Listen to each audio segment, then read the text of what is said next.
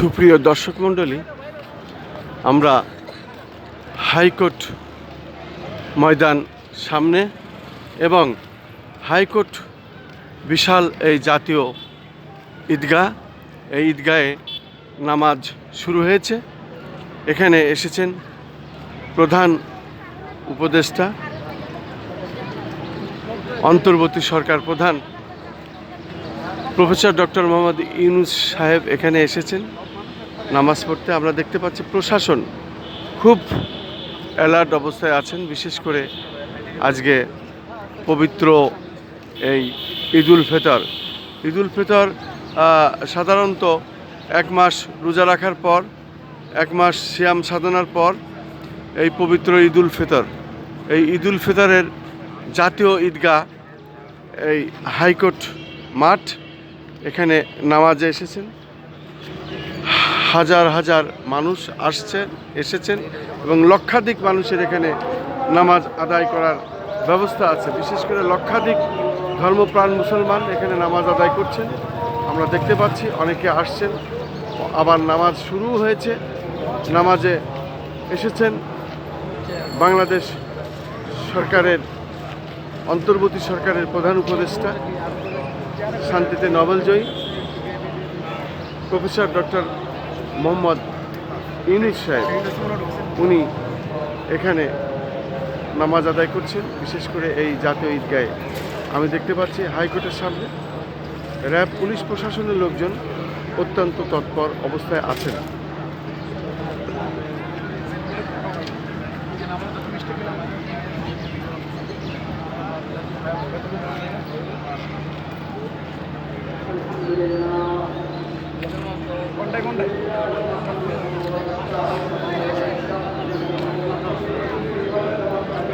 শুধু দর্শক, আমরা প্রশাসনের সব বাহিনীর লোককে আমরা দেখতে পাচ্ছি।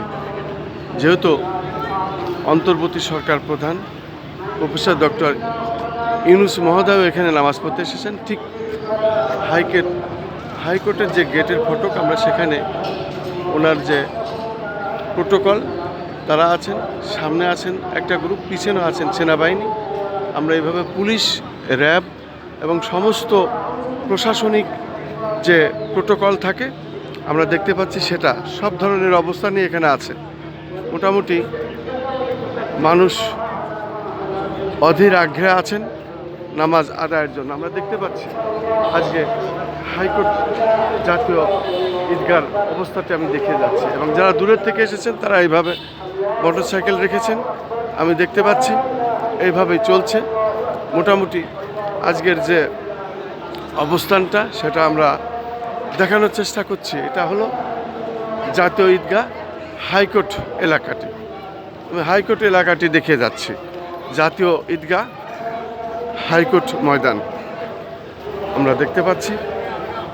মানুষ আসছেন, যেহেতু পাশেই জাতীয় মসজিদ বাইতুল মুকাররম এবং সেখানে 5টি জামাত হবে ঈদের এবং পর্যায়ক্রমে জামাত এইভাবেই শেষ হয়। এক গ্রুপ শেষ করে আর এক গ্রুপ শুরু করে।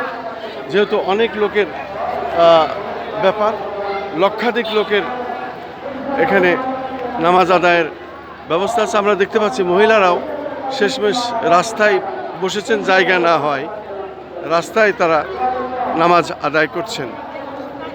আমি দেখতে পাচ্ছি মোটামুটি মহিলাদের নামাজ এবং এখানে নামাজ প্রায় শেষ পর্যায়ে দোয়া মোনাজাত হচ্ছে, আমরা দেখতে পাচ্ছি।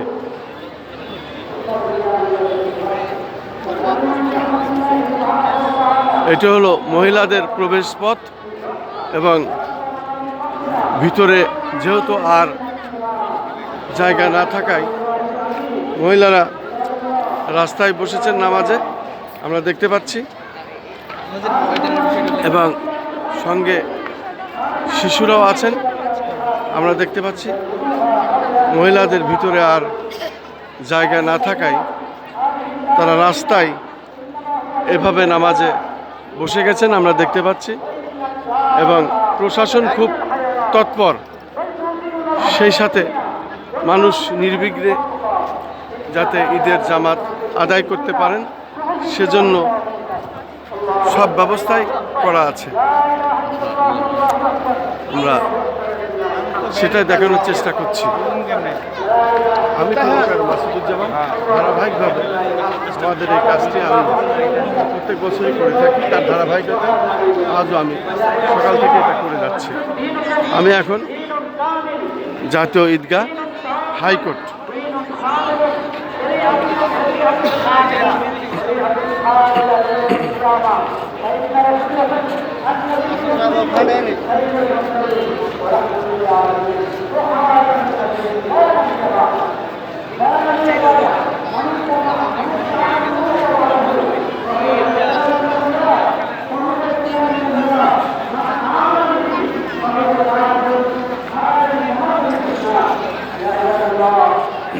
আমি দেখতে পাচ্ছি জাতীয় ঈদগাহ হাইকোর্টে লক্ষাধিক লোকের জায়গার ব্যবস্থা থাকলেও আর মানুষের জায়গা না হওয়ায় তারা রাস্তায় এভাবে বসে গেছেন, এইভাবেই তারা ঈদের জামাত আদায় করলেন। আমি দেখতে পাচ্ছি প্রায় লক্ষাধিক লোকের ব্যাপার স্যাপার, এবং এখানে প্রত্যেক বয়সের মানুষেরা এখানে আছেন, তারা নামাজ আদায় করছে। আমরা দেখতে পাচ্ছি রাস্তা ঘিরে এখন মানুষ এইভাবে নামাজ আদায় করছেন। আমি দেখতে পাচ্ছি কদম ফোয়ারা, এবং কদম ফোয়ারার সামনে যে গেটটি সেটা আমি দেখতে পাচ্ছি এই অবস্থায়। এটাই হলো প্রবেশদ্বার আরেকটি।